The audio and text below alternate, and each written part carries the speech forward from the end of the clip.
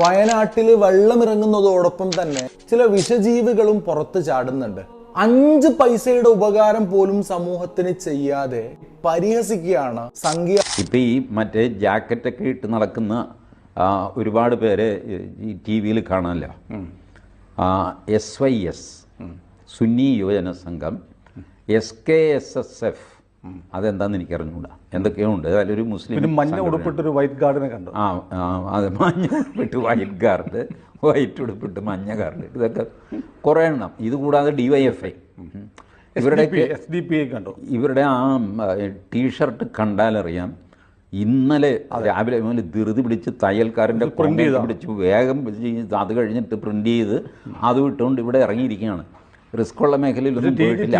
ഈ നടക്കുന്നത് മുഴുവൻ സേഫ് ഏരിയയിലാണ്, ആശുപത്രിയിൽ അവിടെ ഇവിടെയൊക്കെ. നമ്മളോർക്കും ദുരന്ത മുഖത്തൊന്നും അല്ല, ഇതിൽ അടുത്ത് പോകാൻ ഇവന് പേടിയാണ്.